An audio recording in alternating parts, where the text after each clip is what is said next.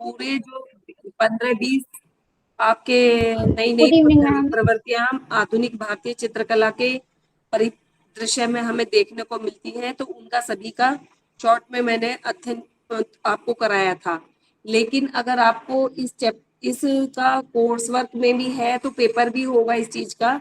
तो पेपर के हिसाब से मैं आपको बता दूं रीड करने के लिए कि आधुनिक भारतीय चित्रकला का इतिहास, डॉक्टर गिरिराज किशोर की एक बुक भी है इसके ऊपर, जिसमें सारे न्यू ट्रेंड्स और न्यू आर्टिस्ट, जो भी मॉडर्न आर्टिस्ट हैं, वो सब मॉडर्न ट्रेंड्स और मॉडर्न आर्टिस्ट पर दिया गया है। तो उसमें शुरुआत से ही बंगाल स्कूल से, क्योंकि इसकी शुरुआत हम मानते हैं कि जब पुनरुत्थान कालीन कला का प्रारंभ हुआ तभी से नई नई प्रवृत्तियां और भारतीय चित्रकला में प्रवेश करने लगी थी।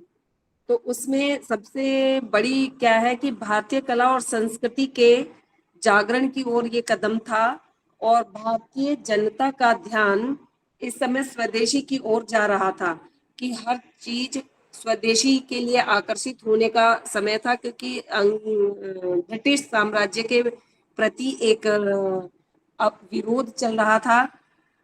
तो उसी विरोध के चलते भारतीय चित्रकला में भी भारतीय संस्कृति का पुनर्जागरण का काल प्रारंभ हुआ। उसी समय कलकत्ता आर्ट स्कूल के प्रिंसिपल श्री ईवी हेवल रहे, जिन्होंने की पुनर्जागरण काल में एक अहम भूमिका निभाई है। आपने नाम सुना होगा ईवी हेवल का, जिनके पूर्ण सहयोग से ही भारतीय चित्रकला को पुनर्स्थापित करने में चित्रकारों को और श्री अवनींद्रनाथ टैगोर को बहुत सहायता मिली। अन्यथा वे इससे पूर्व ब्रिटिश शासनकाल में भारतीय चित्रकला को नगण्य और सौंदर्य रहित कहकर नकारा जा रहा था और उसे महत्वहीन कर दिया गया था। यूरोपियन चित्रकला पद्धति को अधिक महत्व दिया जा रहा था और इसीलिए भारतीय कलाकारों ने भी उसी को अपनाना प्रारंभ कर दिया था कंपनी शैली में। तो कंपनी शैली के बाद जब स्वदेशी मूवमेंट की वजह से चित्रकला में भी ये मूवमेंट प्रारंभ हुआ, तो ईवी हेवल के सहयोग से ही नवीन कला आंदोलन प्रारंभ हुआ।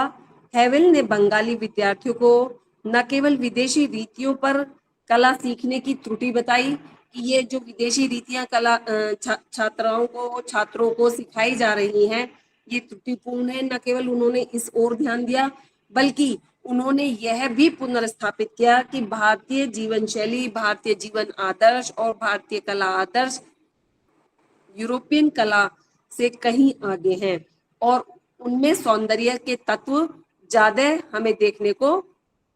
उन्होंने भारतीय चित्रकारों का उस समय जो कंपनी शैली की होड़ में लगे हुए थे राजपूत कला की ओर ध्यान आकर्षित किया। अजंता व बाघ परंपरा की ओर ध्यान आकर्षित किया। इसीलिए कुछ कलाकारों को उस समय अजंता और बाघ की प्रतिलिपियां तैयार करने के लिए भी काम सौंपा गया, जैसे कि नंदलाल बोस ने अजंता और बाघ की प्रतिलिपियां तैयार की। हेवल ने यूरोपियन चित्रों की नकल बनवाने की प्रथा को उचित नहीं माना और उस प्रथा को बंद करने के लिए उन्होंने भरसक प्रयास किए। और ये भी एक बड़ी विडंबना है कि भारतीय चित्रकला, जैसे कि ब्रिटिश साम्राज्य में अंग्रेजों द्वारा ही भारतीय चित्रकला को नकारा गया था, लेकिन एक अंग्रेज द्वारा ही उसे पुनः स्थापित करने में अवनींद्रनाथ टैगोर को बहुत सहायता मिली। उनके विचारों से उनके विचारों को संबल मिला और बंगाल की जनता भी उस समय एक नई स्वदेशी शैली के इंतजार में थी। तो वो स्वदेशी शैली, स्वदेशी मूवमेंट की प्रतिक्रिया के फलस्वरूप हमारे सामने पुनर्जागरणकालीन कला का प्रादुर्भाव हुआ।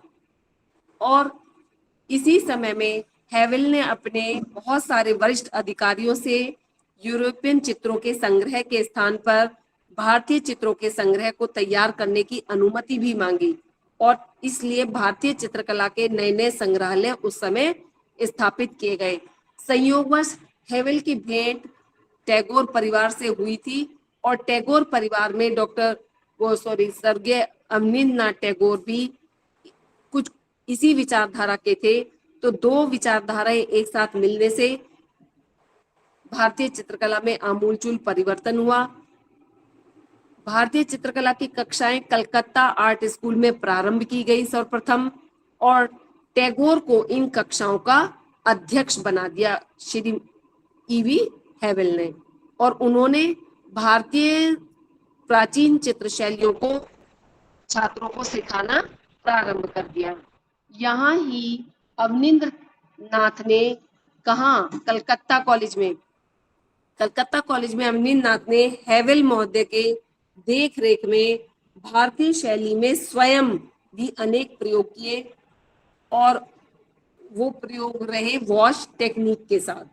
उन्होंने उस समय जापानी एक टेक्निक, जो जापान से दो कलाकार आए थे, हिशिदा और ताइकन, उन्होंने उनसे वो जापानी टेक्निक, वॉश टेक्निक सीखी और उसमें नए नए प्रयोग किए। हालांकि उनकी कला की जो प्राण था, जो आत्मा थी, वो भारतीय थी। प्राचीन भारतीय शैलियों से उन्होंने प्रेरणा ग्रहण करके एक नई चित्र शैली, जो एक नई प्रवृत्ति पुनर्जागरण कालीन कला के रूप में हमारे सामने, उस समय के उनके चित्र आपने देखे हो, बुद्ध जन्म, बुद्ध तथा सुजाता, ताजमहल का निर्माण, शाहजहां की मृत्यु, ये उनके कुछ ऐसे चित्र हैं जो इसी तकनीक में सफल और भारतीय चित्रकला पर से अनुप्राणित देखने को मिलते हैं। फिर हम और अवनींद्र नाथ के बारे में पढ़ते हैं। अवनींद्र नाथ का जन्म 1871, अब मैं एक एक चीज को बहुत ज्यादा डिटेल में नहीं, लेकिन जो जो मुख्य बातें हैं उनकी संबंध में वो सब मैं बताती जाऊंगी। अवनींद्र नाथ का जन्म 1871 में जोड़ा सांको के एक ठाकुर परिवार में अष्टमी के दिन हुआ था। अवनींद्र नाथ ठाकुर ने भारतीय चित्रकला की परंपरा के टूटे हुए प्रवाह को जोड़ने का काम किया।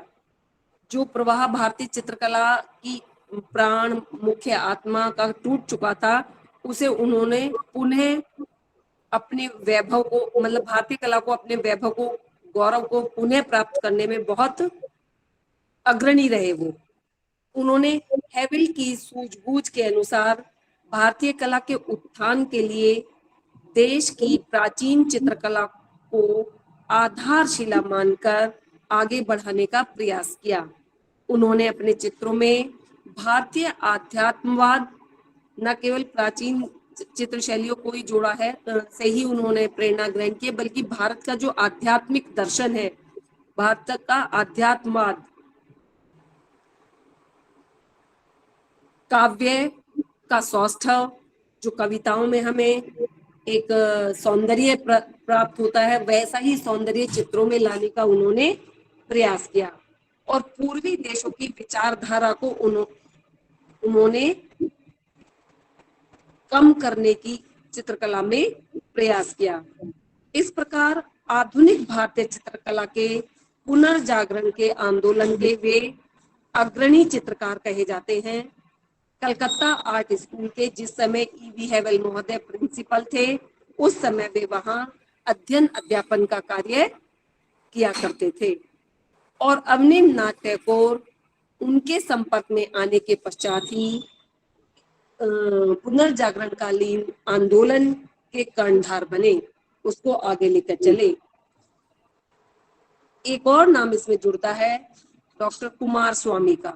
उन्होंने भी आधुनिक कला के विषय में बहुत लेख लिखे। उस समय आधुनिक कला को अपने पुराने गौरव को हासिल करने के लिए उनके लेख बहुत महत्वपूर्ण हैं, क्योंकि उन्होंने लगभग सभी प्राचीन कला शैलियों पर अपनी लेखनी चलाई। उन्होंने कलकत्ता के कॉलेज जो है उसके बारे में कुछ इस प्रकार लिखा है कि कलकत्ता के भारतीय चित्रकारों ने आधुनिक स्कूल का कार्य पुनः राष्ट्रीय जागृति का एक पक्ष है। कलकत्ता के जो कलाकार हैं, कलकत्ता कॉलेज के, आर्ट ऑफ कॉलेज कलकत्ता, तो राष्ट्रीय जागृति लाने का वहां के कलाकारों को श्रेय डॉक्टर कुमार स्वामी ने दिया है, आनंद कुमार स्वामी। अमनिंद्रनाथ ने अपने प्रारंभिक वर्षों में यूरोपियन शैली के तेल चित्र बनाने का भी अभ्यास किया था, क्योंकि शुरुआत में उस समय वही परंपरा चल रही थी। तो उसी परंपरा में उन्होंने अभ्यास अपना चित्रकला का प्रारंभ किया था। और उन्होंने अपने युवा काल में इताली चित्रकार, इताली जानते हैं, ब्रिटिश के, इटालियन, हाँ, इटालियन चित्रकार गिलहार्डी से भी चित्रण कार्य करना सीखा था। तो इसलिए वो वाला प्रभाव उनके ऊपर था शुरू के चित्रों में, लेकिन धीरे धीरे जैसे जैसे उनका ज्ञान चक्षु खुले, उनका और विजन बढ़ा, सौंदर्य के पक्ष को देखने का, समझने का तरीका उनका विरत हुआ उससे पहले नजरिए से, तब उन्होंने देखा कि भारतीय चित्रकला यूरोपियन चित्रकला के मुकाबले बहुत ज्यादा सौंदर्यात्मक तत्वों को लिए हुए है। और इसी विचारधारा को और अधिक संबल ईवी हेवल के संपर्क में आने से हो गया। बाद में उन्होंने हेवल के सहयोग से यह समझा कि चित्रकला को स्वदेशी परंपरा के आधार पर ही नव जागरण की ओर ले जाया जा सकता है, और इससे भविष्य में कला में एक नया आंदोलन, एक नया आदर्श स्थापित किया जा सकता है। इसी संभावना के साथ उन्होंने हेवल के साथ अपने विचारों को जोड़ लिया, और उसके साथ साथ ही उन्होंने अपनी कलाकारों की एक नई टीम भी बनाई और कलाकार अपने साथ लिए, जिसमें शितेंद्रनाथ मजूमदार, नंदलाल बोस और देवी प्रसाद राय चौधरी,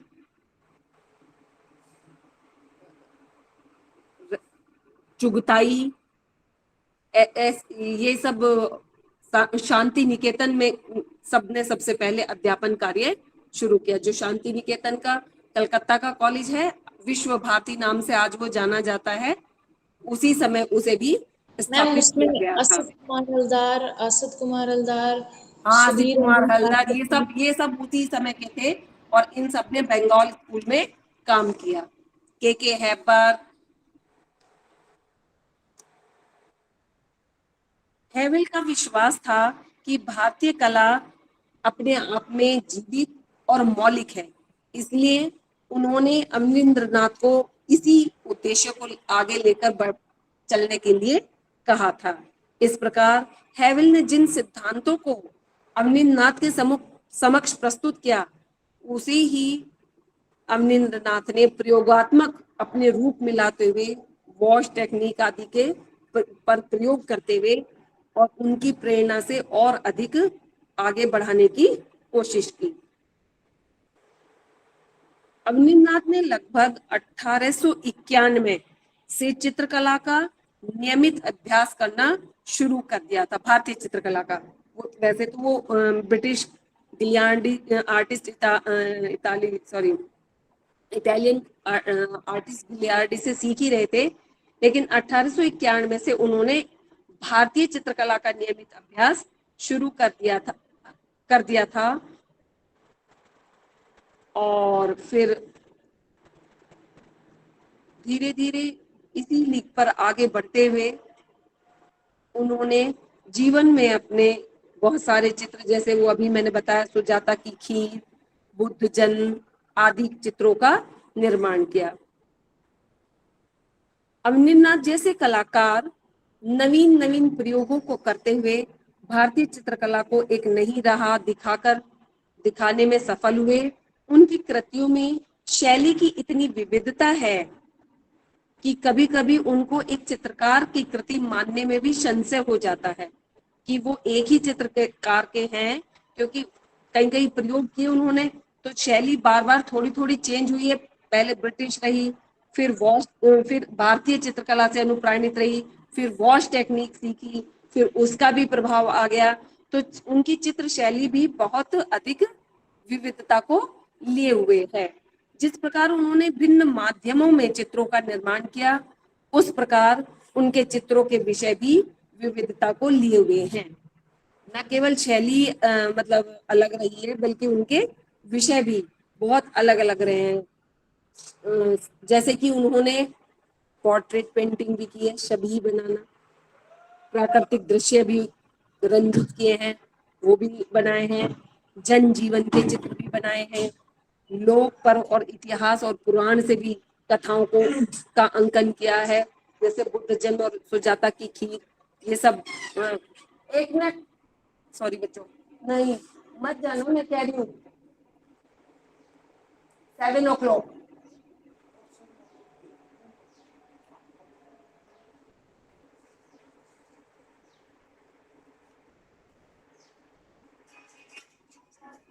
भारतीय पौराणिक विषयों पे भी उन्होंने चित्रण किया है।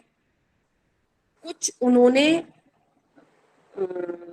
ईरानी विषय भी अपने चित्रों में उकेरे हैं, जैसे कि उमर खयाम, एक चित्र उनका मुझे याद आ रहा है, उमर खयाम और अलिफ लैला, शाहजहां की मृत्यु, ये उनके कुछ ईरानी विचारधारा से और ईरानी प्रभाव के चित्रों दिखाई देते हैं। साथ ही जैसे कुछ संस्कृत साहित्य के जो चित्र हैं, जिसमें मेघदूत का भी चित्रण है किया है उन्होंने। भारत माता उनका एक ऐसा विश्व प्रसिद्ध चित्र है जिसे सभी जानते हैं।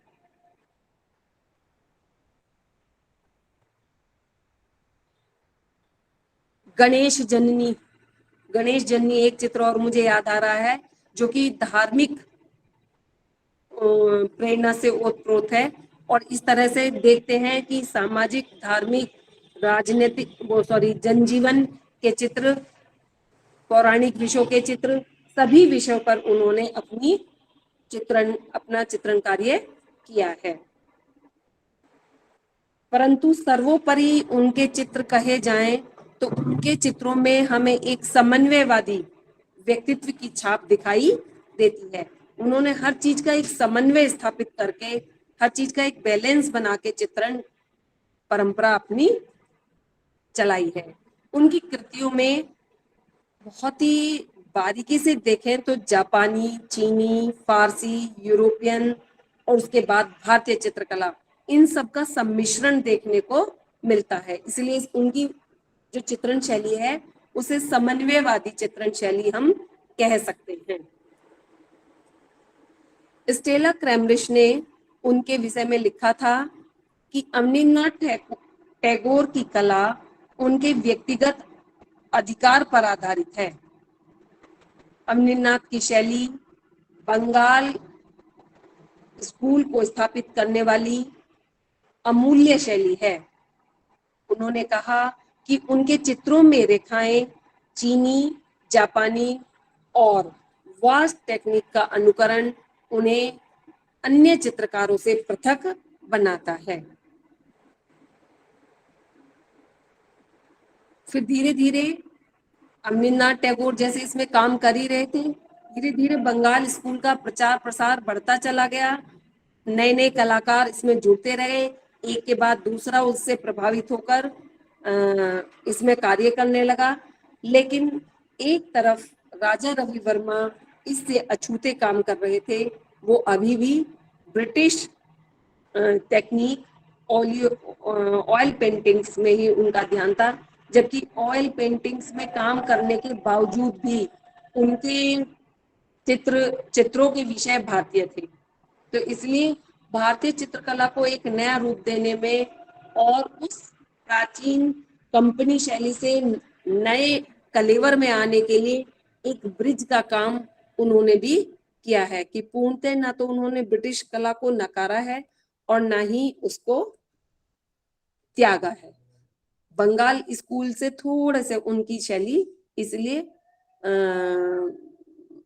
मतलब उन्होंने अपना एक नया तो किया है उसमें, क्योंकि बिल्कुल हम उसमें जो छाया पद्धति थी, छाया प्रकाश वाली पद्धति थी, वो तो उन्होंने यूरोप में अपनाई है। छाया प्रकाश को, रेखाओं को कम महत्व दिया है, रंगों को ज्यादा महत्व दिया है। इस कारण हम उन्हें, और एक टेक्निक, ये उनकी यूरोपियन नहीं, लेकिन बाकी चीजें उन्होंने भारतीय अडॉप्ट की हैं, परंतु फिर भी उन्हें हम बंगाल शैली में के कलाकारों में उनकी गणना नहीं करते हैं। राजा रवि वर्मा के कला विकास संबंधी आंदोलन, उनका भी एक नया आंदोलन था। एक अकेले ही वन मैन आर्मी थे वो तो, वन मैन अपना उन्होंने चलाया सब। के पश्चात आधुनिक चित्रकला ने के जिस नवीन आंदोलन का सूत्रपात हुआ, उसके प्रवर्तक ईवी हेवल, आनंद कुमार स्वामी, रामानंद चटर्जी, स्वर्गीय अर्चेंदु कुमार गांगुली, ये लेखक जो उस समय के लिख रहे थे। ओसी गांगुली का नाम आपने सुना होगा। ओसी गांगुली ने उस समय की भारतीय कला की आलोचना के लिए, और भारतीय कला समालोचक जरूरी होते हैं ना, तो उस पे उन्होंने बहुत कुछ लिखा है। इसके बाद मैं अब आपको राजा रवि वर्मा ही थोड़ा और डिटेल में पढ़ा देती हूँ रवीन्द्रनाथ टैगोर के बाद।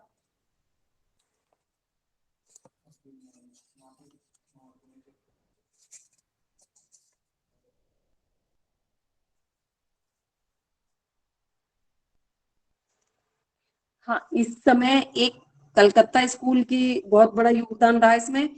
एक अन्य स्कूल और था, उसकी भी थोड़ी भूमिका है, तो वो और मैं तुम्हें बताती हूँ कि नई प्रवृत्तियों को उन्होंने, नए कलाकारों को काफी मतलब प्रोत्साहन जिस जहां से मिला है। Bombay school of art, sir J school of art Bombay, नाम सुना है? 19वीं शताब्दी के अंत में बंबई में भारतीय कला के उत्थान के लिए अनेक प्रयत्न किए गए। यद्यपि यह प्रयास पाश्चात्य दृष्टिकोण पर अधिक निर्भर थे, पर उस समय बंगाल स्कूल की कला के समर्थकों ने इन प्रयासों की आलोचना की, जो बॉम्बे स्कूल में किए जा रहे थे, क्योंकि वो वहां पहले ब्रिटिश पद्धति पे ही शिक्षा प्रदान की जा रही थी। तो बंगाल स्कूल के कलाकारों ने उनकी आलोचना की, लेकिन नई नई कला प्रवृत्तियों को, कलाकारों को वहां से उभरने में एक पृष्ठभूमि का काम sir J school of art Bombay ने काफी मतलब हद तक किया है। इसलिए मैं उसकी भी इसमें एक महत्ता आप लोगों को बताना चाह रही हूँ। कई किताब, बहुत कम, रेर ये आपको देखने को मिलेगा। परंतु आज यह भारत यूरोप मिश्रित कला का एक समर्थक केंद्र बन चुका है। आज भी जो वहाँ पे कला पद्धति सिखाई जा रही है, तो भारतीय और यूरोपियन कला का एक मिश्रित रूप से, मतलब उन्होंने दोनों को मिश्रित करके एक नई, वही पुनरुत्थान काल की भी यही प्रेरणा थी, और लगभग उसी प्रेरणा को पर यहाँ से भी कलाकारों ने काम सीखा है। तो इसलिए उस नई प्रवृत्ति को और आधुनिक कला को आगे प्रगति की ओर अग्रसर करने में sir J school of art Bombay का महत्वपूर्ण योगदान है। यहाँ भारत यूरोपीय मिश्रित कला छात्रों को सिखाई जा रही थी। भारतीय चित्रकला को ठोस प्रगति की ओर अग्रसर करने में इस विद्यालय ने एक महत्वपूर्ण कार्य किया, और समस्त भारतीय चित्रकार और कला, भारतीय कला के लिए चित्रकार प्रेरणा लेने के लिए बॉम्बे के इस विद्यालय की ओर देखा करते थे। उनका मानना था कि जो चीज यहाँ चल रही है, तो वो हमें यहाँ से ग्रहण करनी है। इतना उस समय इसका महत्व बढ़ गया था इस स्कूल का। Sir J school of art Bombay उस समय ग्रिफिथ्स का नाम सुना है, कहीं पढ़ा है? यस मैम, कला वो आलोचक और कला लेखक, सुनाई कला थी। आलोचक और लेखक रहे हैं। ये उस समय वहां प्रिंसिपल नियुक्त होके आए थे। इन्होंने भी हेवल जैसे थोड़े सा इनका दृष्टिकोण रहा, तो इन्होंने दोनों चीजों को से कला मतलब दोनों को मिश्रित करके पाश्चात्य और भारतीय दोनों को मिश्रित करके वहां के छात्रों को शिक्षा देना प्रारंभ किया था। उन्होंने अजंता के चित्रों के अध्ययन तथा अनुकृतियां तैयार कराई अपने छात्रों से और उन्हें भारतीय कला को और अधिक विस्तृत क्रम में ले जाने का कार्य किया। किसने? ग्रिफिथ्स महोदय ने। उन्होंने अपने शिष्यों सहित 19वीं शताब्दी के अंतिम वर्षों में अजंता की प्रतिलिपियां तैयार कराने का कार्य किया। अजंता के साथ उन्होंने अजंता के ऊपर अपने कई लेख भी प्रकाशित किए और अपने शिष्यों से भी अजंता के की चित्र धाती पर लिखने के लिए प्रेरित किया। ग्रिफिथ्स ने लगभग 13 वर्षों तक अजंता के चित्रों का अध्ययन किया। ये बहुत बड़ी बात है कि 13 साल तक उन्होंने एक एक चित्र को अपने लेखों में अजंता के विस्तृत रूप से लिखा है। बंबई के चित्रकारों ने नवीन शताब्दी के प्रथम चतुर्थ अध्याय में पाश्चात्य तथा भारतीय शैली के मिश्रण से एक नया प्रयास प्रारंभ किया। तो इस प्रकार से उनकी विचारधारा भी पुनरुत्थान कालीन कला से के साथ जाकर मिल गई। Sir J school of art Bombay के ग्रिफिथ्स महोदय के बाद नए प्रिंसिपल सालोमन बनकर आए और उन्होंने भी इसी दिशा में नए नए प्रयोग प्रारंभ किए और उनके किए गए प्रयोग भी सफल रहे। उन्होंने भी भारतीय कला को, सालोमन साहब ने भी भारतीय कला को और अधिक प्रतिष्ठित करने के लिए अपने छात्रों को प्रेरित किया और एक मिश्रित शैली का जन्म देने में उनकी भी महत्वपूर्ण भूमिका रही है। सालोमन के प्रयासों को श्री जगन्नाथ अहिवासी, ये नाम सुना है कलाकारों में? जी सर, श्री जी हम वो जगन्नाथ बीएससी से अहिवासी, भी थे। हाँ, ये वहीं से बीएससी पढ़े हैं, वहीं से, तो ये वहां के कुशल भारतीय चित्रकारों में से हैं और फिर उन्होंने भी वहां पर और अधिक काम किया। बाद में अहिवासी जे स्कूल ऑफ आर्ट्स में अध्यापक के रूप में नियुक्त हुए और उन्होंने वहां पर फिर भारतीय चित्रकला मिश्रित एक नई शैली को आगे बढ़ाने का कार्य किया। श्री अहिवासी की देखरेख में बंबई के कला अभ्यासी क्षेत्रों में प्राचीन भारतीय कला शैलियों जैसे कि अजंता, राजपूत, राजस्थानी, पहाड़ी और अन्य शैलियों का विशेष रूप से अध्ययन करके उनको नए दौर की चित्र प्रवृत्ति के साथ जोड़कर और अधिक अपने प्रयोगों में आगे बढ़ाने के लिए उन्होंने अपने शिष्यों को प्रेरित किया। इस प्रकार भारतीय कला के विकासोन्मुख रूप में Bambai sir J school of art Bombay का अभूतपूर्व योगदान है, क्योंकि वहां से भी पाश्चात्य मिश्रित एक नई भारतीय शैली का जन्म हुआ। यद्यपि आधुनिक युग के अंतर्गत हम रवींद्रनाथ टैगोर को भी रख सकते हैं, क्योंकि वहीं से हमारी आधुनिक काल की जो नींव है वो पड़ चुकी थी और नंदलाल बोस जैसे सरीखे कलाकार इसी आधुनिक कला के दायरे में आ जाते हैं और वहां से आगे बढ़ते बढ़ते फिर हम नई नई प्रयोगों की दिशा की ओर बढ़ जाते हैं, जिसमें कल हमने एक नवीन प्रवृत्ति का जिक्र किया था कि लोक कला से प्रभावित प्रवृत्ति रही है। कुछ कलाकारों ने शुरुआत तो यहाँ से हुई थी कि भारतीय जो प्राचीन शैलियां हैं उनसे कलाकार प्रेरणा ग्रहण करेंगे, लेकिन धीरे धीरे कुछ कलाकारों ने भारत की अन्य कला थातियों से या कलात्मक वस्तुओं से प्रेरणा ग्रहण करनी शुरू की और यहीं से शुरुआत हुई कि कुछ कलाकारों ने भारतीय लोक कला से भी प्रेरणा ग्रहण की, जिसमें सबसे पहले कलाकार यामिनी रॉय। आते हैं।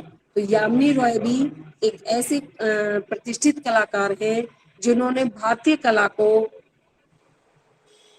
एक नया आयाम देने में महत्वपूर्ण भूमिका निभाई है, क्योंकि उससे पूर्व लोक कलाओं की अपनी एक अलग धारा थी। उस धारा को भारतीय साहित्यिक सांस्कृतिक जो कला धारा है, जो जिसे चित्रकला की धारा कहा जाता है, उसमें मिश्रित करने का कार्य सर्वप्रथम यामिनी रॉय ने किया है। यामिनी रॉय का जन्म बेतिया तोर जिला के बांकुरा नामक गांव में हुआ था सन 1887 में। यामिनी राय 16 वर्ष की ही अवस्था में कलकत्ता आए थे और उन्होंने government school of art Calcutta में आकर अपनी कला प्रशिक्षण कार्य शुरू किया था।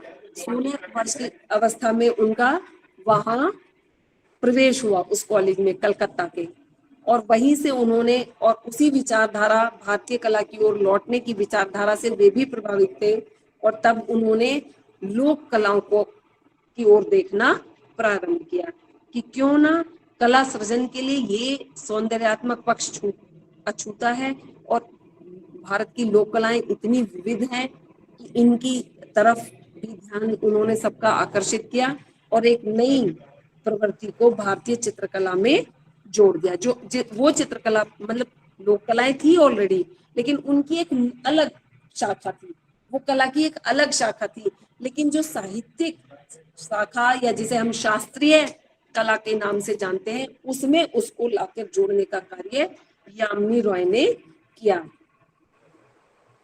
उन्होंने गवर्नमेंट स्कूल में कला का प्रशिक्षण समाप्त करने के बाद पाश्चात्य शैली में भी कई प्रकार के चित्र बनाए हैं। उन्होंने पोर्ट्रेट पेंटिंग भी की शुरू में, और बल्कि व्यक्ति चित्रकार के रूप में उन्हें ख्याति मिलनी प्रारंभ हो गई थी, परंतु बाद में बंगाल स्कूल के प्रभाव से ही वो लोक कला की ओर मुड़ गए। उनकी स्वच्छंद कला अभिरुचि, उनकी स्वच्छंद सोच का तत्कालीन कलाधारा पर बहुत गहरा प्रभाव पड़ा, और उनकी मौलिक सृजना के प्रति इच्छा अधिक थी। मौलिक यानी कि उनका मानना था कि जो भी हम कर रहे हैं नकल ना करें, अपना मौलिक कुछ ना कुछ उसमें निजस्व कलाकार का निहित होना चाहिए। उनकी मौलिक बनने की इच्छा बहुत ज्यादा बलवती थी। 1921 ईस्वी के लगभग 34 वर्ष की अवस्था में उन्होंने बंगाल कला की लोक कला का अध्ययन किया, बारीकी से अध्ययन किया। उस समय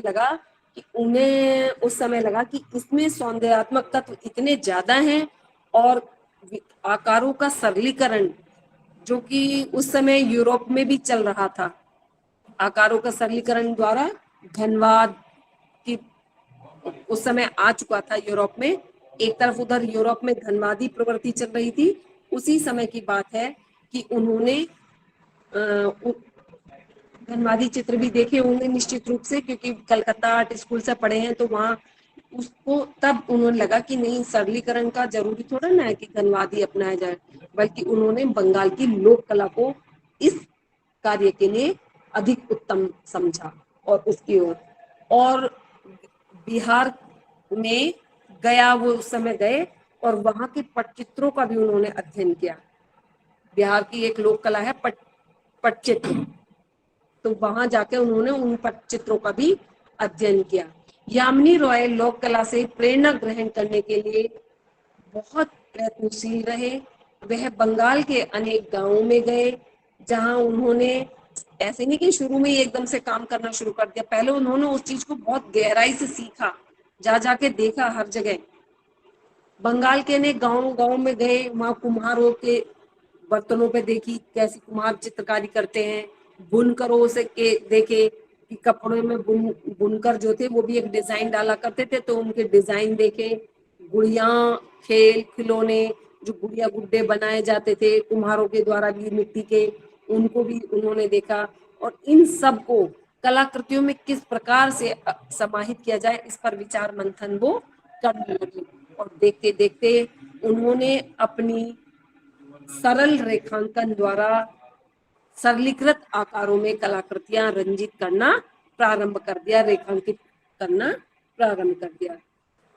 इस ग्रामीण लोक कला के अध्ययन से उनको इस बात का ज्ञान हुआ कि इस परंपरागत ग्रामीण कलाकारों के रंगों को भी और अधिक गहराई से देखा जाए, और रंग भी उन्होंने उसी ग्रामीण लोक अंचल से ले लिए।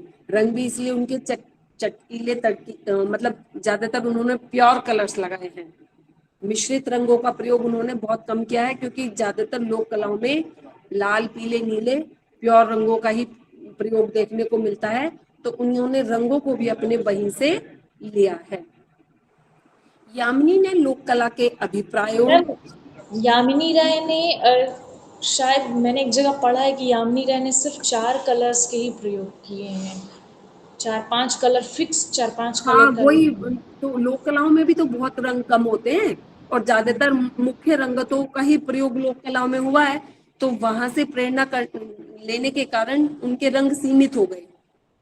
वैसे तो कलाकार एक में एक दूसरा रंग मिला के यूज करता ही है, लेकिन फिर वहां से प्रेरणा होने के कारण लोक कलाओं से ही, तो जैसे उन्होंने वहां उनमें रंग देखे वही रंग उन्होंने ले लिए। ज्यादातर मोस्टली लाल पीला हरा नीला काला, यही है उनके रंग। काला, बहुत काला तो लाइन में उन्होंने, और लाइन की उनकी विशेषता है कि बहुत लाइन जो है वो फ्लो वाली है। चल रही है वीडियो, आवाज आ रही है? यस मैम, यस मैम, सब क्लियर है Yes, मैम। ma'am. अच्छा, ठीक है, पता नहीं एकदम से स्क्रीन में क्या हुआ।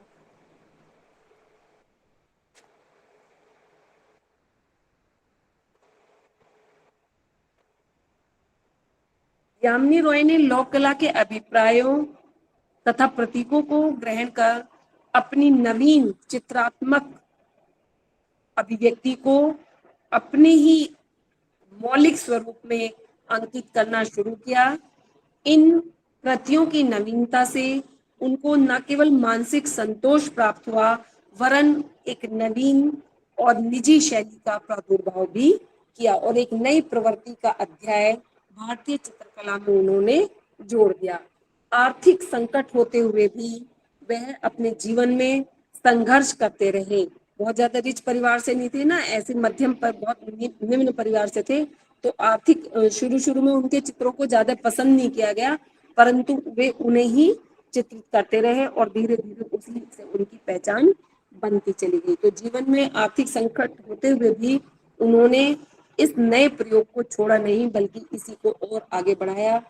बहुत समय बाद कला के क्षेत्र में उन्हें मान्यता प्राप्त हो सकी। धीरे धीरे युग परिवर्तन के साथ उनकी कला के सरलतम रूपों को कला आलोचकों ने न केवल पहचाना, बल्कि उनकी सराहना भी बहुत की, और उनकी बुरी बुरी प्रशंसा कला आलोचकों ने प्रारंभ करना शुरू की, और तब उनकी कला के सौंदर्यात्मक तत्वों को महत्व मिलना प्रारंभ किया। एकदम शुरू में तो शुरू में मतलब कोई भी चीज स्थापित होने में समय लेती है, तो शुरू में उन्हें बहुत संघर्ष करना पड़ा। यामिनी रॉय ने अपनी कला प्रेरणा के विषय में स्वयं लिखा है, मैं बालक सुलभ कला से प्रेरित हूँ। जैसे बच्चे चित्र बनाते हैं वैसी ही है मेरी कला, कहने का मतलब उन्होंने ये कहा है। और उनके रंग भी उन्होंने, क्योंकि जो ब्रिटिश माध्यम थे उन्होंने उनको बिल्कुल छोड़ दिया था, नकार दिया था, इसलिए उन्होंने टेम्परा द्वारा ही कपड़े पर, कागज पर, पट्टे पर, लकड़ी के फट्टों पर चित्र बनाए हैं, और ये उनके बिल्कुल नए प्रयोग रहे हैं। उनके चित्रों में चित्रण अधिकांश सपाट रंग, सरल आकार, जो उनके देखते हैं, सपाट रंग, सरल आकार, चमकदार वर्ण, सपाट मतलब चमकदार भी हैं वे वर्ण, और सीमित वर्णों का प्रयोग देखने को मिलता है। अधिकांश चित्रों की रेखाएं मोटी परंतु अत्यधिक बलवती हैं, और मुख्यतः वह काले रंग से ही रंजित की गई हैं, खींची गई हैं। अधिकांश चित्रों की रेखाएं मोटी परंतु प्रवाह में हैं। एक बात और है उनके चित्रों में, रेखाएं मोटे होने के साथ साथ प्रवाह में हैं। यामिनी रॉय के चित्रों की अंतिम चरण में उन्होंने कई एकल प्रदर्शनियां की हैं, जैसे कि उनकी एक एकल प्रदर्शनी ACA गैलरी न्यूयॉर्क में भी उन्होंने 1953 में आयोजित की है। इस प्रदर्शनी में पट्टे, कपड़े, कागज तथा बुनी हुई चटाई पर बने हुए चित्र प्रदर्शित किए।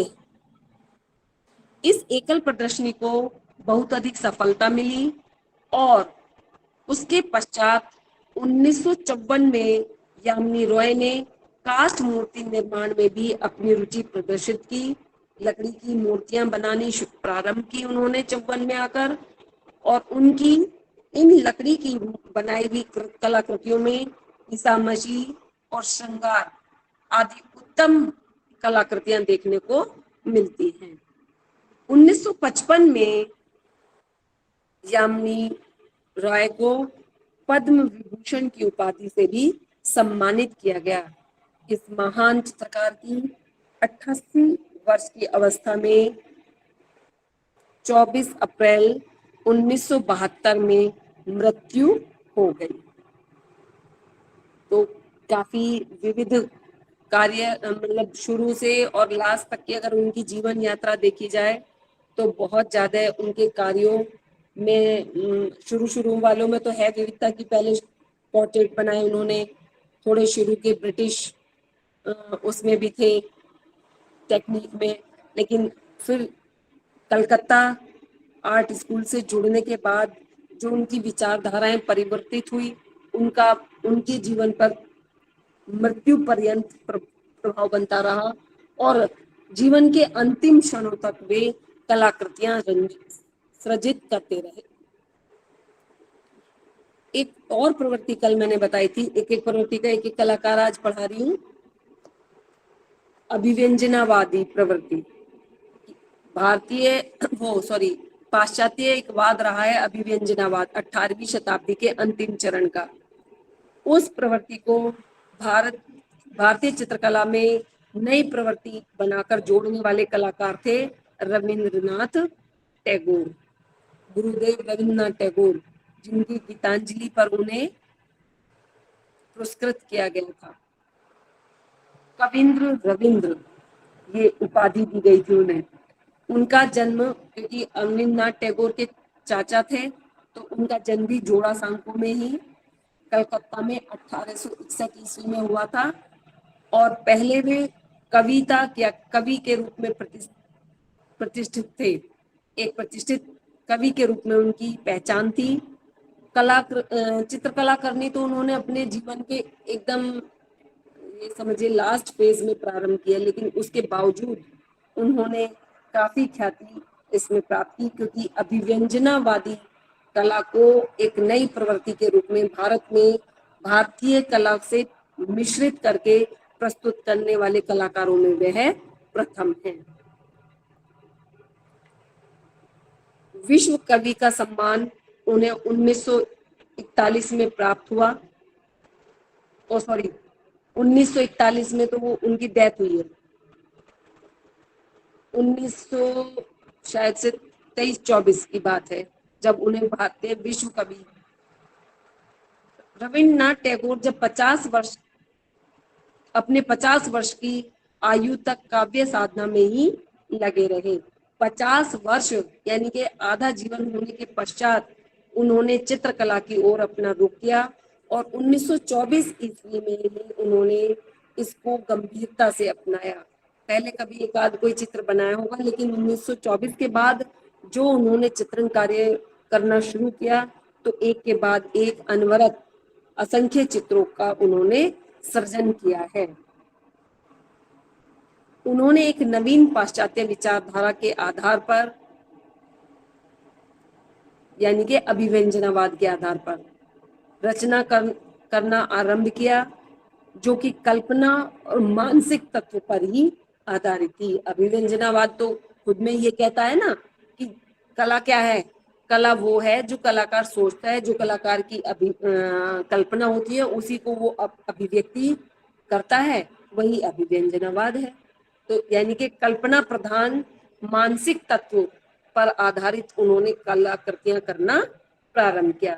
टैगोर अपने काव्य कौशल के आधार पर, शायद उनकी इसी से कि वो कवि रहे ना, तो कवि भी क्या करता है, अपने उसके जो शब्द होते हैं उसकी कल्पना के आधार पर ही लिखे जाते हैं, कल्पना के द्वारा ही वो उन्हें बाहर प्रस्तुत करता है।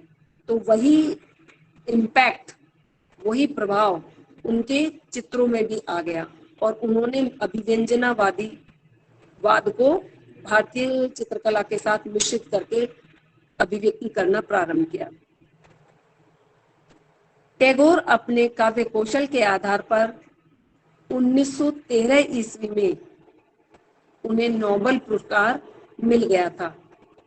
अपनी कविताओं पर नोबेल पुरस्कार से उन्हें 1913 में ही नवाजा जा चुका था और पाश्चात्य कला जगत से वो उस समय बड़े प्रभावित थे। उसी पाश्चात्य कलाकृतियों को वो पसंद भी किया करते थे और एक तरफ उस समय बंगाल शैली भारत में चल रही थी, तो उन्होंने पाश्चात्य कलाकृतियों को पहचान को वैसे तो नहीं आत्मसात किया, लेकिन उन्हें क्योंकि कवि होने के नाते कल्पना को प्रधानता देने के कारण अभिव्यंजनावाद ने आकर्षित किया और अभिव्यंजनावादी कलाकृतियों का उन्होंने सृजन करना प्रारंभ किया।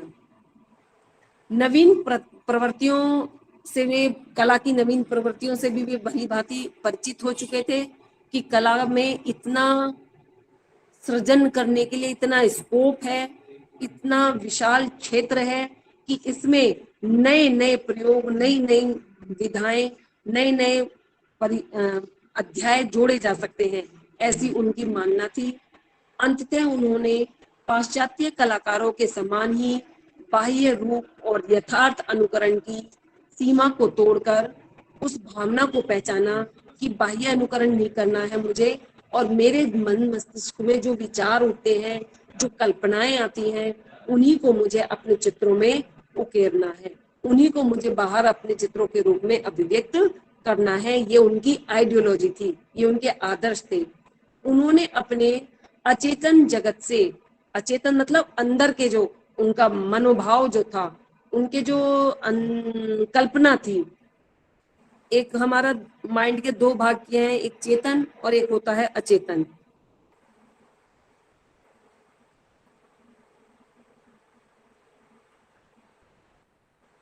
वो मनोवैज्ञानिक पढ़े होंगे तुमने, फ्राइड, सिगमंड फ्राइड। हाँ, फ्राइड पढ़े ना, तो फ्राइड ने दो भागों में मस्तिष्क को बांटा है, एक तीन में बांटा है बल्कि उन्होंने, तो चेतन, अवचेतन और कॉन्शियस अचेतन। माइंड, सबकॉन्शियस हाँ, माइंड, अनकॉन्शियस माइंड। अनकॉन्शियस तीन में बांटा है। तो पर उन्होंने जो जो अनकॉन्शियस होता है उसे कहते हैं अचेतन, जहाँ चेतना नहीं होती लेकिन चीजें जमा होती रहती है, उन्हें हम जानते नहीं है, लेकिन अनायास कोई इस तरह की हमारे सामने कोई स्थिति आ जाती है, कोई परिस्थिति आ जाती है, तो एकदम से अभिव्यक्त हो जाती है वो चीजें, और ये सबके साथ है, ऐसा फ्राइड का मानना है, ये मनोवैज्ञानिक तथ्य है। तो उन्होंने कहा कि जो मेरे अचेतन में है, जो चीजें मेरे जीवन में अनुभवों से जुड़ती जाती हैं, अचेतन में वही इकट्ठा होता है जो हमारे अनुभव से जुड़ता है। तो अचेतन से प्राप्त, अपने अनुभवों से प्राप्त जो भी रूपाकार उनकी कल्पना में आते थे, उन्हीं को वो बाहर रंगों और रेखाओं, इवन स्याही से, उन्होंने कई चित्र मात्र स्याही से भी रंजित किए हैं या बनाए हैं। उन्होंने अपने रेखाओं तथा आकारों में ही अभिव्यक्ति की है, बहुत ज्यादा रंगों का भी इस्तेमाल उन्होंने नहीं किया, उनके रंग भी बहुत सीमित रहे हैं। रंगों के धब्बों तथा काली स्याही के द्वारा भी उन्होंने कई चित्र बनाए हैं। उनके रंगों में जो काट छांट, जो चित्रों का संयोजन है, वो बहुत सरल बना है, क्योंकि वो उन्होंने कहीं कोई कलाकारी या संयोजन के सिद्धांत पढ़े नहीं, कोई कुछ सीखा नहीं, कहीं किसी कला विद्यालय में कोई शिक्षा नहीं ली। 50 वर्ष की अवस्था के बाद केवल चित्रों के दर्शन मात्र से या उनको देख देख के उन्हें इतना उनके अवचेतन में इकट्ठा हो गया था कि उन्हें वो बाहर निकालना था अचेतन मन में। एक चेतन, अवचेतन और अचेतन। अचेतन मन से उन्होंने अभिव्यंजना को चुना, तो कहीं कोई ज्यादा उन्होंने रंगों और रेखाओं के विषय में संयोजन के सिद्धांतों को नहीं पढ़ा था, संयोजन के तत्वों को वो ज्यादा बारीकी से जानते नहीं थे, लेकिन एक कवि के रूप में थे। तो कवि और चित्रकार का मन, कल्पना उनके पास थी कवि होने के कारण, कल्पनाओं का उनके मन मस्तिष्क में भंडार था। तो कवि होने के कारण उन्हें इस क्षेत्र में कार्य करने में बहुत सहयोग मिला और वो कवि से धीरे धीरे चित्रकार बन गए। रविंद्रनाथ ने अपने चित्रों की आकृतियों को कल्पना के आधार पर बनाया है और उनमें यथार्थ या स्वाभाविक जैसा कुछ भी देखने को नहीं मिलता है। देखे होंगे आपने उनके बनाए हुए चित्र एक आध कभी। उनके शब्द, उन्होंने स्वयं अपने शब्दों में कहा है कि कला में सत्य का अस्तित्व तब ही निहित रहता है जब वह हमको यह कहने के लिए बाध्य कर देता है कि मैं देखता हूँ। कि जब ये देखा जाए कि हाँ अब मैं से देखता हूँ कि ये क्या है, जब मैं उसमें घुस जाता हूँ, जब मैं उसके अंदर प्रवेश कर जाता हूँ, तब कला में सत्य के अस्तित्व को दर्शक और कलाकार खोज पाता है। टैगोर की चित्राकृतियों में एक बहुत प्रसिद्ध चित्र है पागल व्यक्ति की कला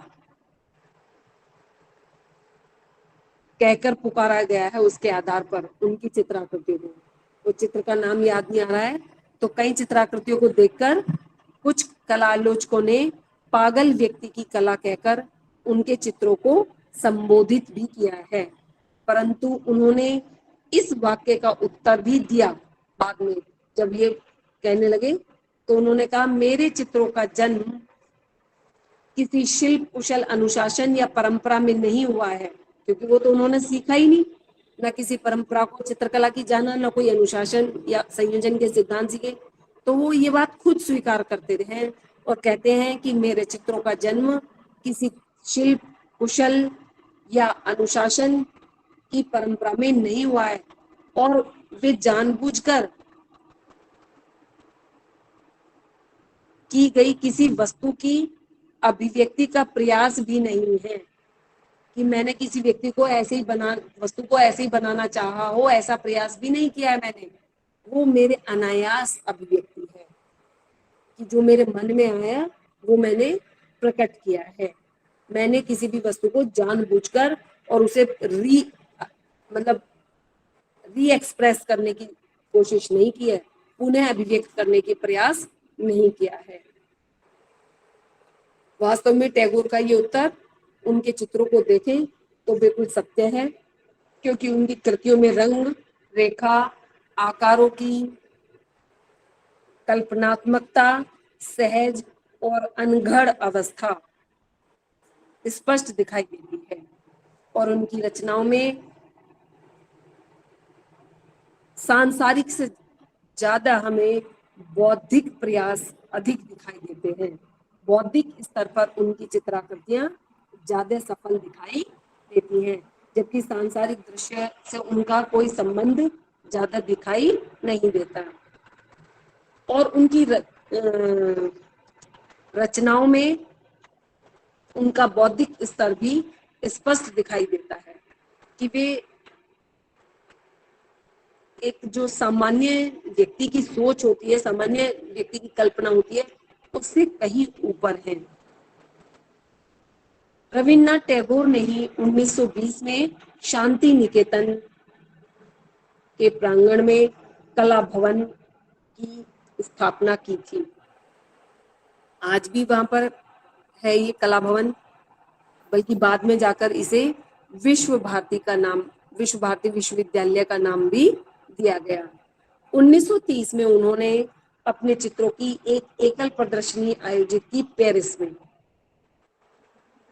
और वह प्रदर्शनी बहुत सराही गई, बहुत सफल रही। कला भवन की स्थापना के पश्चात अवनींद्र नाथ ने शांति निकेतन में कला भवन के अध्यक्ष के पद पर कार्यभार ग्रहण किया।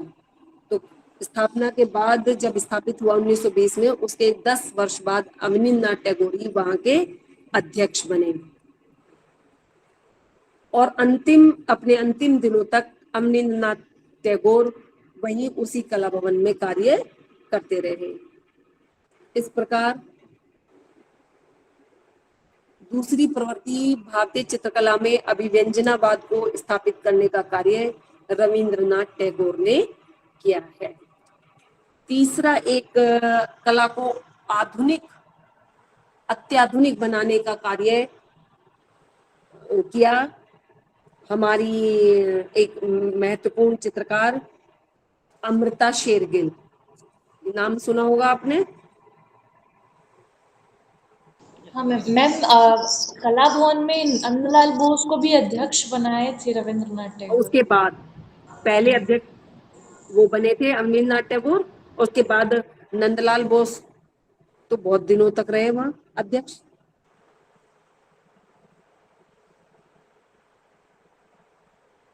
अमृता का जीवन काल बहुत छोटा रहा, लेकिन भारत में आधुनिक कला की प्रगति को मतलब गति को प्रगति देने का कार्य, आधुनिक कला की गति को प्रगति देने का कार्य अमृता शेरगिल ने बहुत ज्यादा किया है। इसलिए आधुनिक प्रवृत्ति में उनका नाम न जोड़ा जाए ऐसा संभव नहीं है। जो भी आधुनिक कला परिदृश्य आज तक हम देख रहे हैं, उसमें नींव का कार्य अमृता शेरगिल की कलाकृतियों ने किया है, क्योंकि उन्होंने भारतीय चित्रकला से प्रेरणा ग्रहण करके और विदेशी तकनीक के साथ सम्मिश्रण करके, जो पाश्चात्य और पूर्वी दोनों के सम्मिश्रण से एक नई शैली को जन्म दिया था। और मोस्टली उनका जीवन विदेशों में गुजरा, परंतु भारतीय उनके फादर होने के कारण उन्हें भारतीय कलाकारों की श्रेणी में रखा गया है। एक गिलास पानी ला दे। पानी।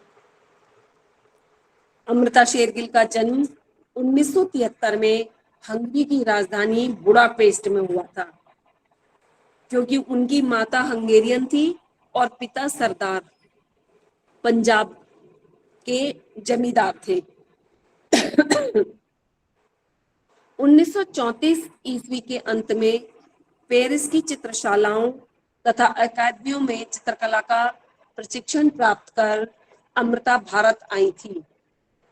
उससे पहले 5 वर्ष की आयु से ही उनकी माता खुद कलाकार थी, तो कलाकार मन उनके साथ था, तो उन्होंने उन्हें शिक्षा दीक्षा उनकी घर पर ही चित्रकला की देनी 5 वर्ष की अवस्था में ही शुरू कर दी थी।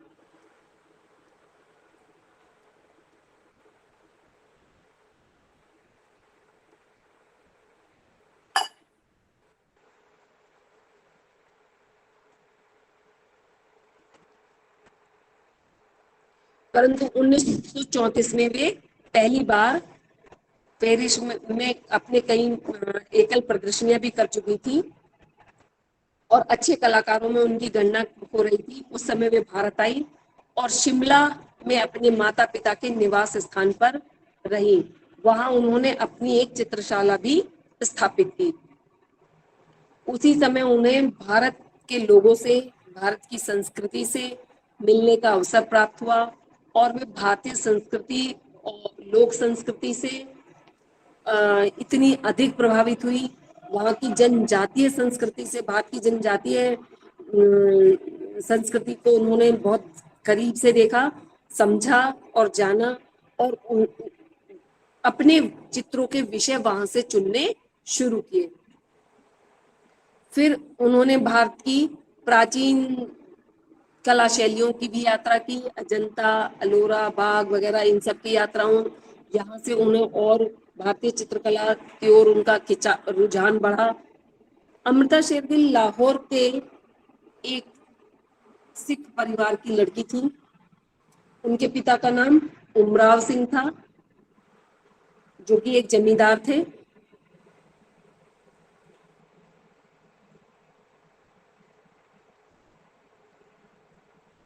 उनकी जो पेरिस वाली जो कला शैली थी, जिसको कि वे पहले से कर रही थी, वो यथार्थवादी थी और यथार्थवादी कला शैली का ही उन्होंने पेरिस में विदेशों में रहते हुए अध्ययन किया था। परंतु भारत आने पर उन्होंने पेरिस में जो सीखा और यहाँ जो देखा, उस दोनों प्रभावों को आपस में मिश्रित करना प्रारंभ कर दिया। पेरिस में उन्होंने प्रोफेसर लूसिया सीमो की चित्रशाला में कई वर्षों तक अभ्यास भी किया था। सर्वप्रथम 1931 ईस्वी में उनके चित्रों का प्रदर्शन ग्रांड सैलो में आयोजित एक प्रदर्शनी में किया गया था। ग्रैंड सैलो वहाँ की एक अकादमी है जो कि आर्ट एग्जीबिशन ऑर्गेनाइज करती है। तो वहाँ 1931 में इनकी एक एग्जीबिशन लग गई थी। उसके पश्चात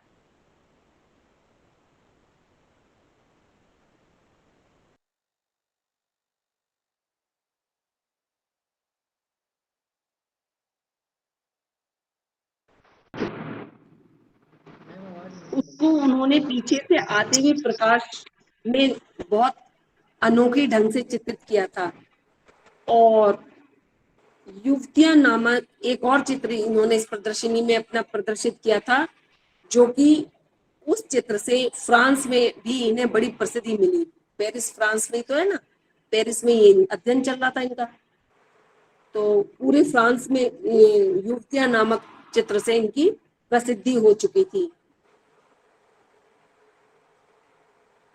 जो मैम वहां के कौन उस सा समय की मैम कौन सा एकेडमिक पेंटिंग का नाम बताइए अभी, कौन सी है? युवतियां युवतियां यानी कि यंग गर्ल्स। और एकेडमिक शैली जो वहां की, जो ये पेरिस में इन्होंने एक वही चल रही थी उस समय, यथार्थवादी एकेडमिक शैली, उसी पर आधारित था ये चित्र इनका।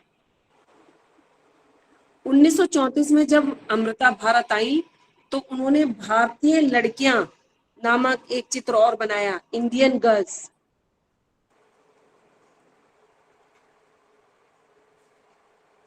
जिस इस इंडियन गर्ल्स पर का जो चित्र था वो नई दिल्ली की all India fine art and craft society द्वारा आयोजित की गई एक प्रदर्शनी में प्रदर्शित हुआ और इन्हें उस पर स्वर्ण पदक मिला। 1936 से 37 के मध्य इस बीच में उन्होंने समस्त भारत की यात्रा की। थोड़ा यहाँ भी उनकी कला को प्रमोशन मिलने लगा था, तो इस बात से भी वे प्रोत्साहित हुई और भारतीय कला को देखकर, भारतीय जनजीवन को देखकर, भारतीय जनजातियों की वेशभूषा को देखकर उन्हें यहाँ के रंगों ने और यहाँ की प्राकृतिक छटाओं ने भी काफी चित्रकला के विषय प्रदान किए। सर्वप्रथम उन्होंने अजंता के विशाल और भव्य भित्ति चित्रों को देखा जब वे भारत की यात्रा कर रही थी, और उसके बाद भारतीय कला जीवन से वे प्रभावित हुई। अमृता की कला ने यहाँ आकर एक नया मोड़ ले लिया। पहले उनकी एकेडमिक शैली थी, उस एकेडमिक शैली पर भारतीय अजंता और भारतीय जनजीवन की एक गहरी छाप पड़ गई यहाँ कर, और वो एकदम कैसे एकदम परिवर्तित हुई है यहाँ आने के बाद उनकी शैली। बिल्कुल उनके जो पहले के चित्र आप देखो तो वो बिल्कुल अलग है। उनका एक सेल्फ पोर्ट्रेट भी बनाया हुआ है उन्होंने, वो पहली एकेडमिक शैली में है उनका आत्म चित्र सेल्फ पोर्ट्रेट, और उनका बनाया हुआ सेल्फ पोर्ट्रेट उससे बिल्कुल भिन्न है। शैली ही बिल्कुल परिवर्तित हो गई है यहाँ का।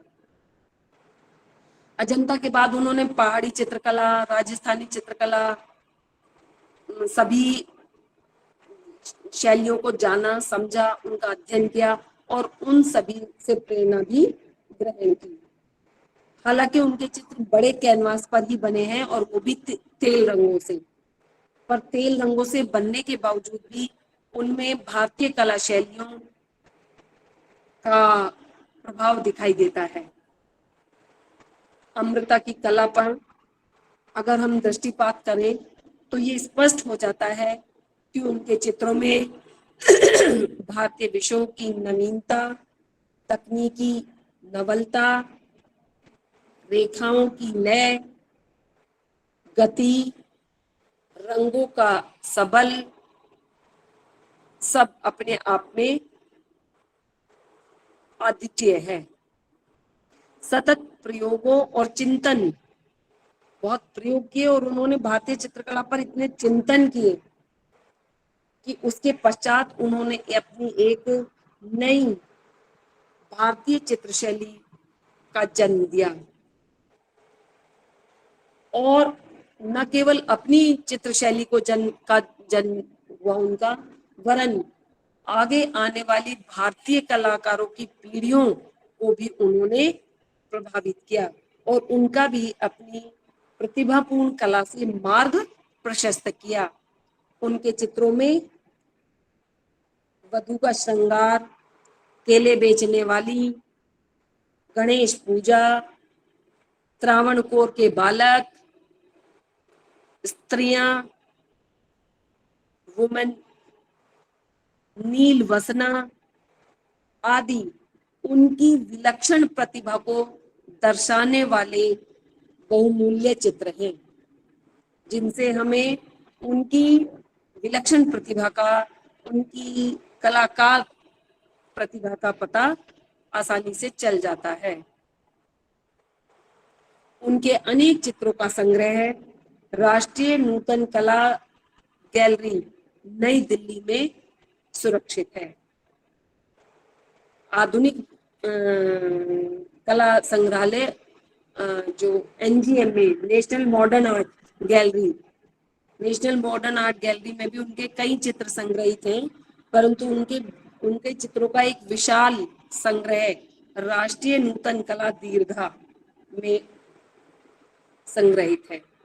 उनके चित्रों के रंग विधान की नवीनता, चमक, रंगों के अत्यधिक विविध रंगतें, मिश्रित रंगतें, बहुत मिश्रित कर करके लगाए उन्होंने रंग, भारतीय चित्रकला के लिए एक नवीन अध्याय का कार्य करते हैं।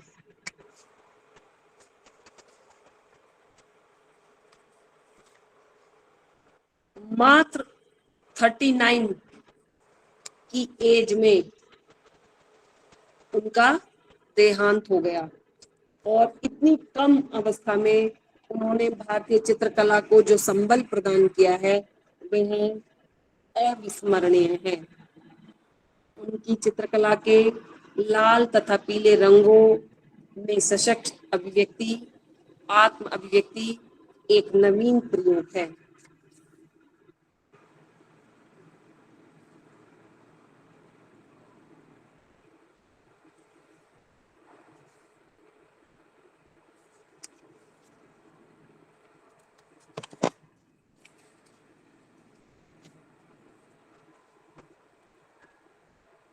एक बार उन्होंने स्वयं ही कहा था कि मैं रंगों को पूजती हूँ और चित्रों में तुलिका स्पर्शों के प्रवाह के साथ साथ धरातल को भरने के लिए बड़े बड़े धरातल खंडों का प्रयोग उन्होंने किया है।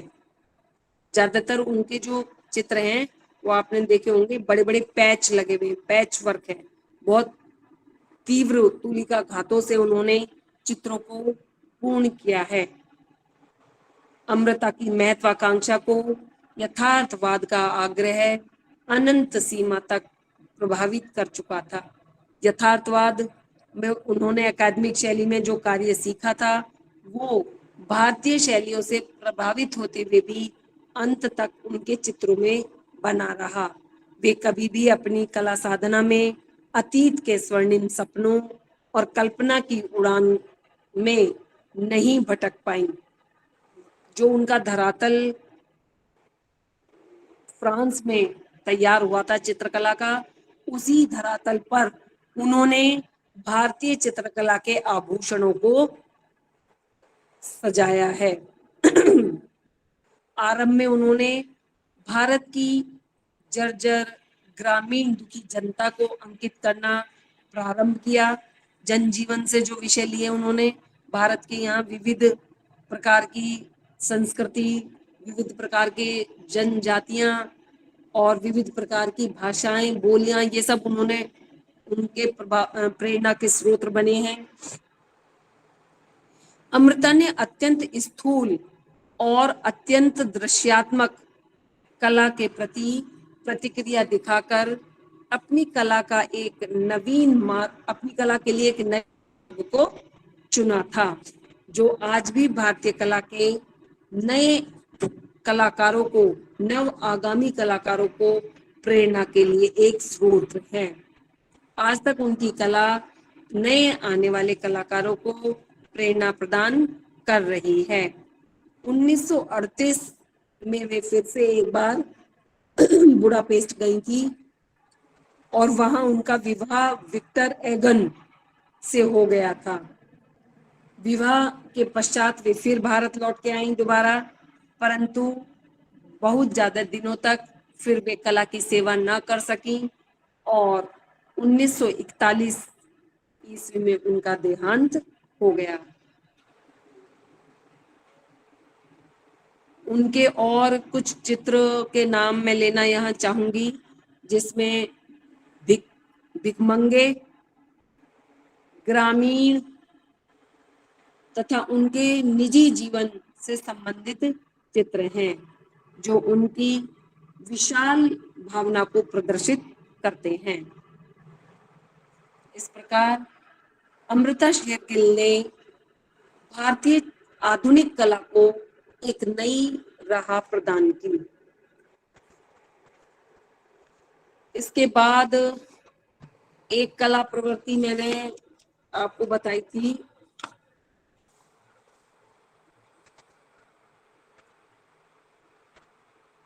तंत्र कला की, न्यो तंत्र कला। उसको मैं कल पढ़ाऊंगी क्योंकि अब थोड़ा टाइम हो रहा है आप लोगों का। तो इसमें एक छोटा टॉपिक है कलकत्ता ग्रुप ऑफ आर्ट, क्योंकि इसकी भी नए कलाकारों को स्थापित करने में एक अहम भूमिका रही है। तो थोड़ा सा संक्षेप में इसको बता देती हूँ तब तक मैं।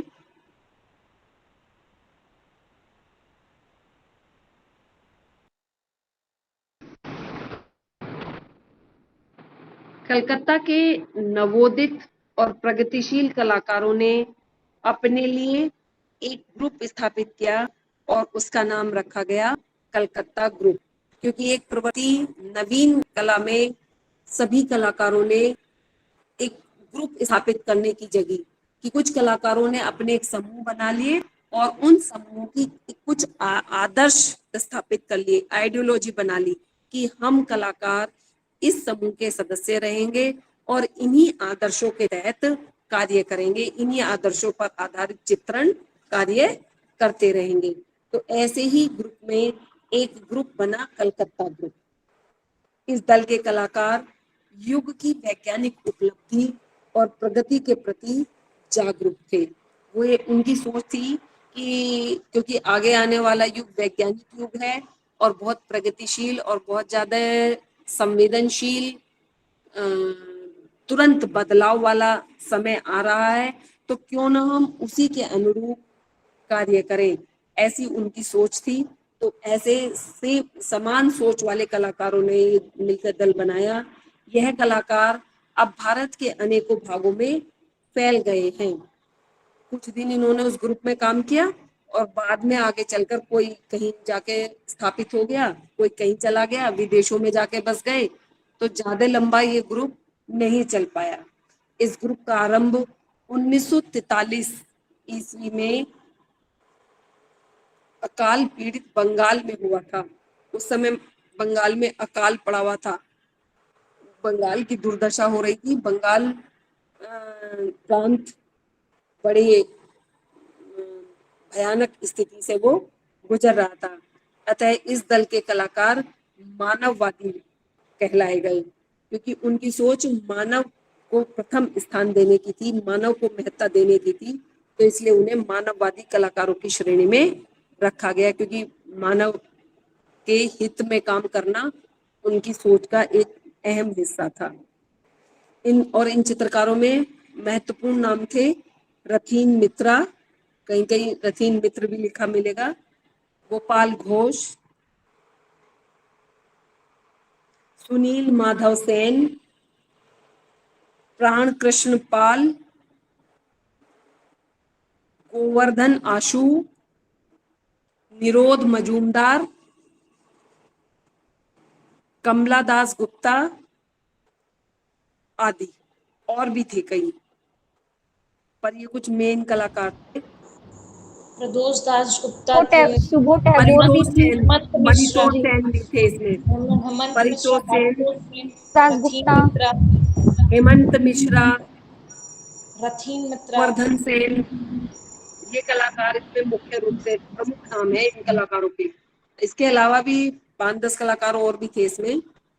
इन चित्रकारों ने सर्वप्रथम प्रभाववादी शैली को अपने चित्रों का आधार बनाया। प्रभाववाद से ये प्रभावित थे।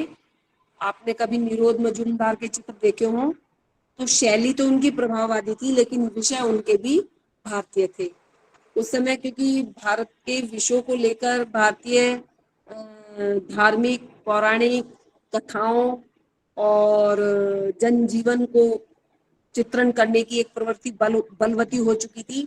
तो चाहे प्रेरणा किसी और से ली, जैसे उन्होंने अभिव्यंजनावाद से ली, उसी प्रकार से कलकत्ता ग्रुप के कलाकारों की सोच मानववादी होने के साथ साथ उन्होंने जो टेक्निक ली है वो प्रभाववाद से ली है।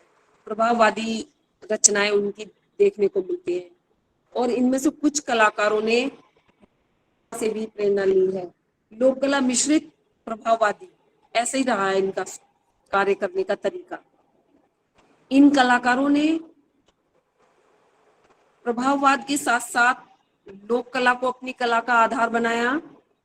इन चित्रकारों ने लोक कला के प्रतीकों को और कुछ ने तो तंत्र कला के प्रतीकों को भी अपनी कला में स्थान दिया है, जिसमें निरोध मजूमदार का नाम महत्वपूर्ण है। इसलिए उन्हें नवतांत्रिक कलाकार भी माना जाता है, और नवतांत्रिक कलाकारों की एक प्रदर्शनी लगी थी, उसमें उन्होंने प्रतिभाग भी किया था।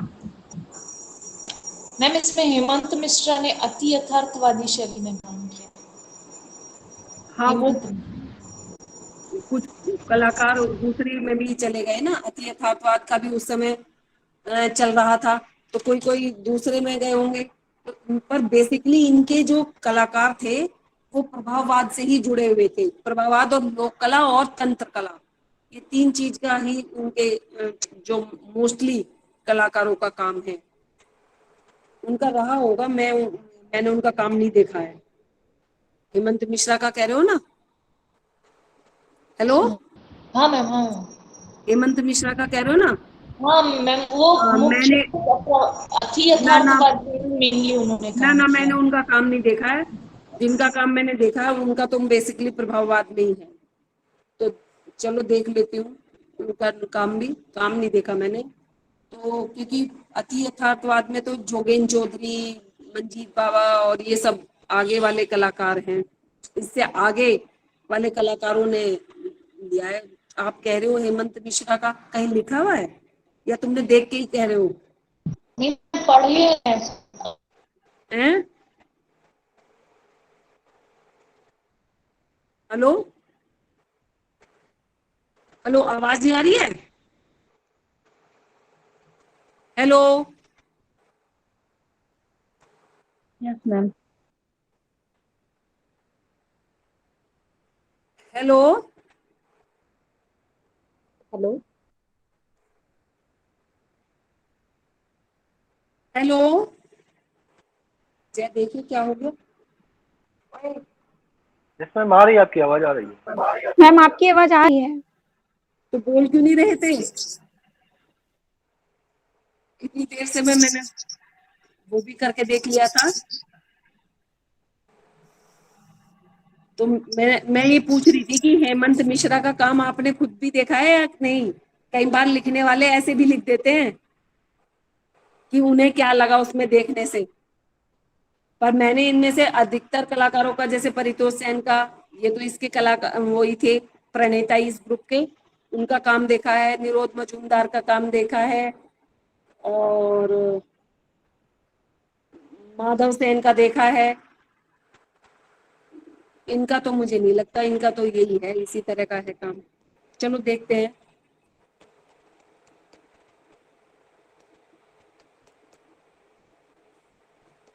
अब आप 5 मिनट बची हैं, तो कोई क्वेश्चन करना चाहते हो तो, जो भी चीज इसमें से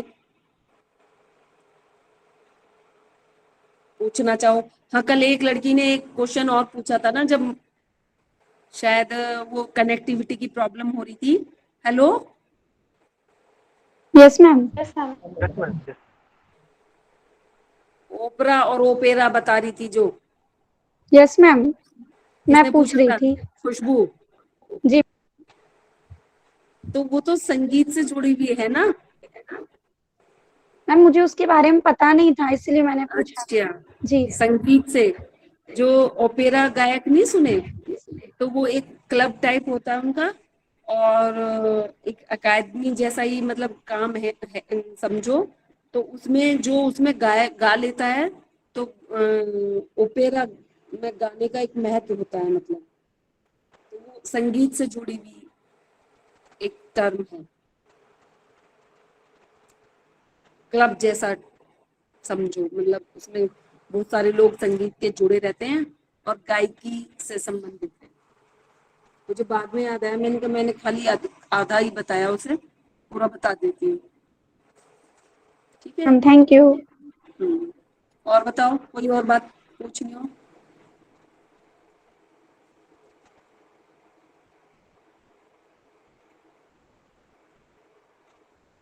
कल के लिए, क्लास के लिए बताया है मैडम ने? मैम, कल क्लास नहीं है। कल कल नहीं है मैम। क्लास शायद नहीं है।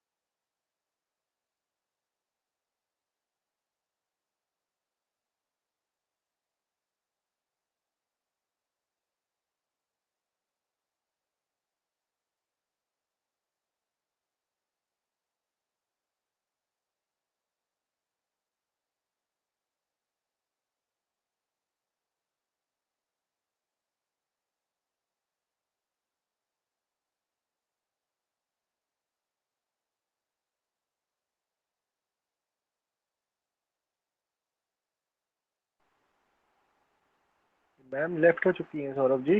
कोई मैम को आवाज़ इन्फॉर्म करे, कैसे करे उसको क्लोज करने के हाँ लिए। मैम है नहीं। मैम शुभम मैम भी नहीं है क्या? हाँ नहीं, वो तो भी हैं, वही होस्ट कर रही है मैम, तो भी हैं जुड़ी हुई। तो क्या किया जाए हम लोग?